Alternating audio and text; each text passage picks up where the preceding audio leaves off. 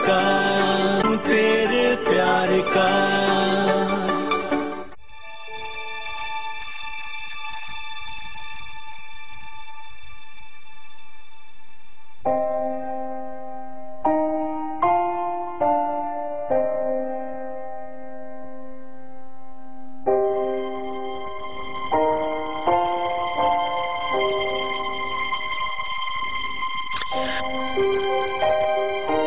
यास्मीन, खैरियत है? तुम अस्पताल गई हुई थी बेटा?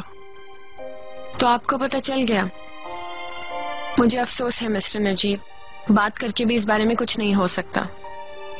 कम ऑन, हम इस बारे में बात करते हैं। मैं किसी किस्म का लेक्चर सुनने के लिए तैयार नहीं हूँ। फिर किसी वक्त बात करते हैं, अभी मैं सोने जा रही हूँ। मेरी बच्ची, तुम कोई एतराज ना करो, सिर्फ एक बार मेरी बात सुन लो। ठीक है, आइए मुख्तसर बात करेंगे। मैं सुन रही हूँ। बैठ जाओ बेटा।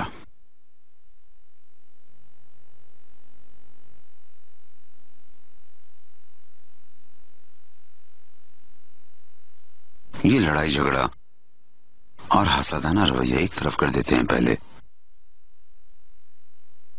कैसी हो तुम? तबीयत ठीक है तुम्हारी? क्या बात है मिस्टर नजीब, एक रात में ऐसा क्या हो गया?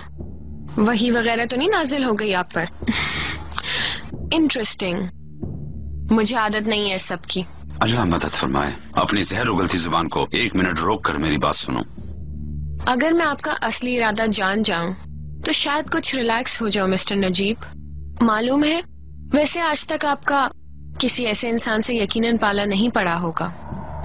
सही कहा,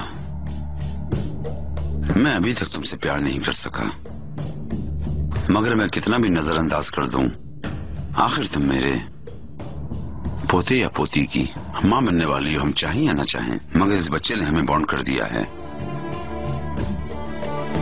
ठीक है, इसका मतलब आपने जंगबंदी का फैसला कर लिया है। तुमको अभी तक इस बात का यकीन नहीं हुआ,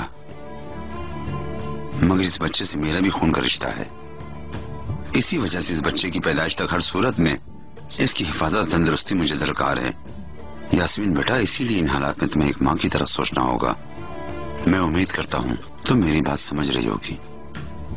मिस्टर नजीब, अगर आप मेरे बारे में बात करने के बजाय एक दादा होने की हैसियत से अपने मुतालिक सोचें तो कैसा होगा?